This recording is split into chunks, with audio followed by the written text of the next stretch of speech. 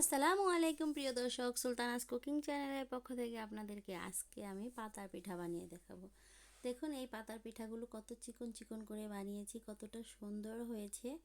এরকম সুন্দর করে কিন্তু আপনারাও বানাতে পারবেন যদি আমি কিভাবে বানিয়েছি প্রতিটা স্টেপ বাই স্টেপ ফলো করেন, তাহলে আপনারাও কিন্তু এরকম সুন্দর করে পাতার পিঠা বাড়িতে বসে বানিয়ে খেতে পারবেন। এই পাতার পিঠাগুলো কিন্তু খেতে একেবারে চিপসের মতো লাগে, অনেক মজা লাগে খেতে। তো এগুলো কিন্তু সেমাই দিয়ে খেতে আরও বেশি মজা লাগে, আর বাচ্চারা কিন্তু খুবই পছন্দ করে। বিশেষ করে আমি আজকে পাতার পিঠা বানিয়েছি বাচ্চাদের জন্য। তো এই পাতার পিঠা বানানোর জন্য আমি এখানে বাসমতি পোলাওয়ের চালটা নিয়েছি। পোলাওয়ের চালটাকে আমি ভিজিয়ে রেখেছিলাম 2 ঘন্টা, তারপরে ধুয়ে পানিটাকে ঝরিয়ে নিয়েছি। এখন এটাকে গুঁড়ো করে নিব। আর এখন এই যে দেখুন, এই পিঠা বানানোর জন্য আমাদের পাতা দরকার। তো পাতার পিঠা বানাবো, সেজন্য পাতা আনার জন্য বাহিরে চলে যাচ্ছি। তো আমাদের বাসার সামনে দেখুন কত সুন্দর ফুলের গাছে কত সুন্দর ফুল ফুটে ভরে আছে, তাই ভাবলাম আপনাদেরকে একটু দেখিয়ে নিই যাওয়ার পথে। তো দেখুন কত সুন্দর লাগছে ফুলগুলো, আর বাড়ির সামনে বাগানে এরকম অজস্র ফুল ফুটে থাকলে দেখতে কিন্তু খুবই ভালো লাগে এবং মনটা খুবই ভালো হয়ে যায়। আর এই তো দেখুন কত সুন্দর ফুল ফুটে ভরে আছে, একটা গাছে একটু সাদা সাদা ফুল আছে। তো যাই হোক, এখন কিন্তু আমি যেই পাতা নেওয়ার জন্য বাহিরে এসেছি সেই পাতার গাছের কাছে চলে এসেছি। তো এই যে দেখুন, এই গাছ থেকে আমি সবচেয়ে বড় বড় পাতাগুলো ছিঁড়ে নিব। যেগুলো বেশি বড় সেই পাতাগুলোই আমি নিব, কারণ বড় পাতা দরকার আমার। তো পাতা নেওয়া হয়ে গেছে, এখন আমি বাসায় চলে যাচ্ছি। তো বাসার সামনে এই যে দেখুন কতগুলো গোলাপ ফুলের গাছ আছে, সেই গোলাপ ফুলের গাছগুলোতে কত সুন্দর অজস্র গোলাপ ফুটে আছে। তবে এই ফুলগুলো কিন্তু একটু মরে মরে মরে গিয়েছে, তাই একটু সুন্দর কম লাগছে। যাই হোক, এই ফুলগুলো কয়েকদিন আগে অনেক বেশি ছিল গাছের মধ্যে, এখন একটু কমে গেছে। তো এই তো এখন আমি কিন্তু এই যে বাসায় চলে আসলাম। বাসায় চলে আসার সাথে সাথে আপনাদেরকে দেখাবো বাকি প্রসেসগুলো, অনেক কথা বললাম। তো যাই হোক, এখন এই যে মূল রেসিপিতে চলে যাচ্ছি। তো পাতাগুলো এখন আমি বাসায় নিয়ে এসেছি, এখন এগুলোকে একটা সাইডে রেখে দিচ্ছি। তারপরে যে আগে থেকে যে চাল ভিজিয়ে রেখেছিলাম, ওখানে 1 কেজি চাল ছিল। তো সবগুলো গুঁড়ি আমি নেব না, আজকে আমি পাতার পিঠা বানিয়ে দেখানোর জন্য 2 কাপ গুঁড়ি নিয়েছি, আর একটুখানি লবণ দিয়ে দিলাম স্বাদ মতো। আর এখানে দিয়ে দিব গরম পানি। দেখতে পাচ্ছেন ধোঁয়া উঠতেছে। তো এইরকম গরম পানি দিতে হবে। গরম পানি দিয়ে আমি এখন 2 কাপ পানি দিয়ে এটাকে গুলিয়ে নিলাম। 2 কাপ আটার জন্য 2 কাপ পানি দিয়েছি, এখন এটাকে গুলিয়ে নিচ্ছি। আর এই অবস্থাতে কিন্তু প্রচণ্ড গরম, সেজন্য আমি হাত দিয়ে ধরবো না, আমি একটা চামচের সাহায্যে এটাকে মিশিয়ে নিব গুঁড়িটাকে পানির সাহায্যে। তো দেখুন, প্রথমে কিন্তু একটু শক্ত করে গোলাতে হবে, তারপরে একটু পরে আমি আরও একটু গরম পানি দিয়ে এটাকে একটু নরম করে নেব, যাতে একটু পাতলা করে নিব আর কি। এরকম মোটা ভারী থাকলে হবে না, ঠিক এই যে এইরকম পাতলা করে নিতে হবে। তো এটা কিন্তু ভালো করে মিশাতে হবে হাত দিয়ে, আমি একটু ভালো করে মিশিয়ে আপনাদেরকে দেখিয়ে দিব কীরকম হবে এটার ঘনত্বটা। এই যে দেখুন, আঙ্গুল দিয়ে উঠালে এরকম বেজে উঠবে, পড়ে যাবে না, ঠিক এরকম থাকবে। অনেক বেশি ঘনও না, অনেক বেশি পাতলাও না। আমার হাতের মধ্যে উঠিয়ে আপনাদেরকে দেখিয়ে দিলাম, ঠিক ওই রকমই থাকতে হবে। তো এরকম অবস্থাতে এখন আমরা এটাকে 2টা ভাগ করে নিলাম। ভাগ করে নিয়ে একটা ভাগ আমি সাদা রেখে দিব, আর একটা ভাগের মধ্যে আমি একটু ফুড কালার মিশিয়ে দিব। এটা কিন্তু সম্পূর্ণ অপশনাল, এটা আপনারা চাইলে দিতেও পারেন কালার, না চাইলে না দিতে পারেন। তবে দেখতে একটু সুন্দর লাগে, এটুকুই, আর কিছু না। তো এই যে কালার মেশানো আমার হয়ে গেছে, এখন আমি এই যে সাদাটা প্রথমে বানাবো। তো এটাকে আমি একটা পাইপিং ব্যাগের মধ্যে ভরে নিব এখন। তো পাইপিং ব্যাগে ভরে নিয়েছি, আর এখন এই যে একটা টিস্যু পেপার দিয়ে একটা বাটির মধ্যে একটু তেল নিয়েছি, সেটা আমি এই যে পাতাগুলোর মধ্যে ভরিয়ে নিচ্ছি। প্রত্যেকটা পাতায় আগে থাকতে ভরিয়ে নিতে হবে, তাহলেই কিন্তু পিঠাগুলো খুব সহজে উঠে আসবে, আর নয়তোবা পাতার সাথে লেগে থাকবে। তো এই যে দেখুন কত সুন্দরভাবে আমি পিঠাগুলো এখন বানিয়ে নিব। এটা কিন্তু ডিজাইনটা কিন্তু একেবারেই মনের ব্যাপার, যে যার পছন্দ মতো করে ডিজাইন দিতে পারে। তো আমি আর কি অনেক বছর পরে এই পিঠাটা বানাচ্ছি, সেই জন্য আমারটা খুব একটা সুন্দর হচ্ছে না, তবে বানাতে বানাতে পরবর্তীতে অনেক সুন্দর হবে।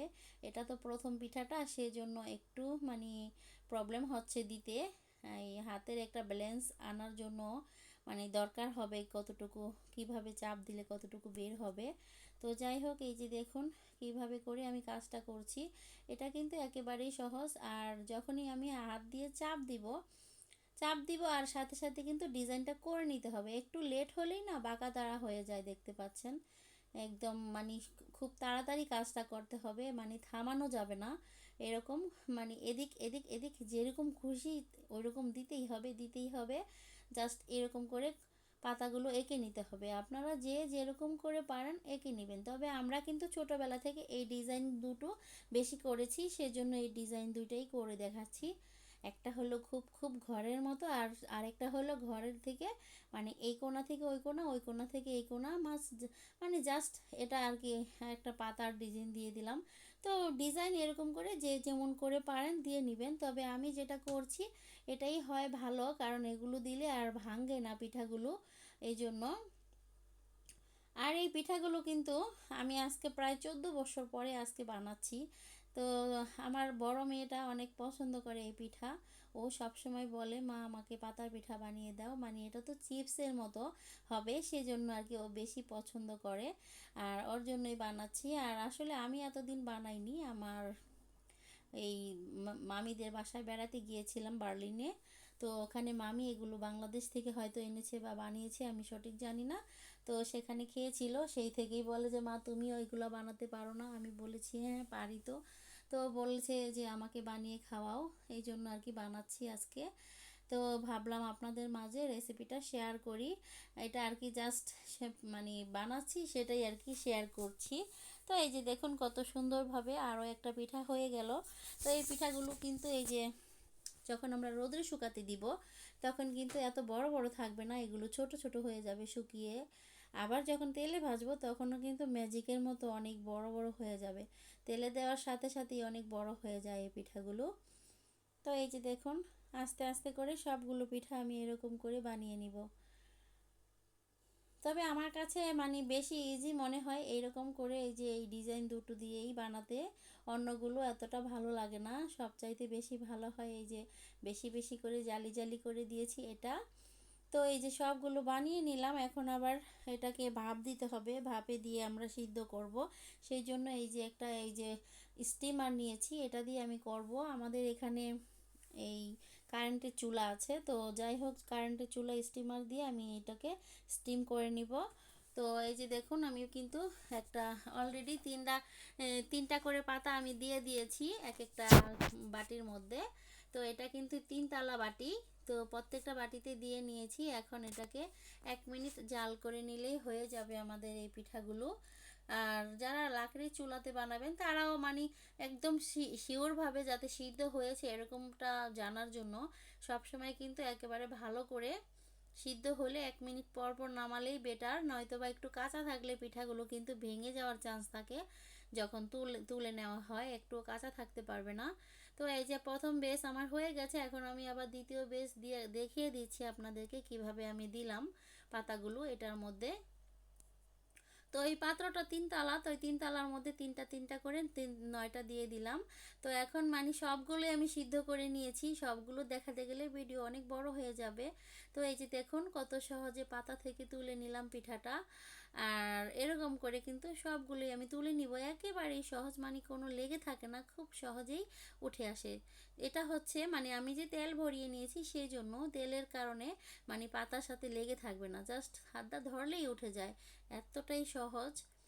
আর আমার কাছে কিন্তু খুবই ভালো লেগেছে এই পিঠাগুলো। কিন্তু আমরা যখন দেশে থাকতে বানাতাম তখন কিন্তু আমরা অনেক মানুষ একসাথে হয়ে বানাতাম। কেউ পিঠাতে মানে পিঠার পাতাতে তেল মেখে দিত, কেউ পিঠা বানাতো, কেউ পিঠা সিদ্ধ করতো, কেউ আবার পিঠাগুলো উঠাতো, কেউ আবার শুকাতে দিত, এরকম করে আর কি বানাতো। তো যাই হোক আমি কিন্তু সবগুলো তুলে নিয়েছি, নিচে সাদাগুলো রেখেছি আর উপরে এই যে কালার আলাগুলো রেখে দিয়েছি, দেখতে পাচ্ছেন। তো এখন এই পিঠাগুলো কিন্তু আমি বাহিরে রোদ্রে শুকাতে দিয়ে দিলাম। আর এই বাহিরে আমাদের বারান্দাতে একটু একটা কাপড় বিছিয়ে নিয়েছি একটা স্ট্যান্ডের উপরে। তো ওখানে আমি এই যে সবগুলো পিঠা একটা একটা করে সুন্দর করে বিছিয়ে দিয়েছি, দেখতে পাচ্ছেন। এই যে পিঠাগুলো কত সুন্দর হয়েছে তাই না?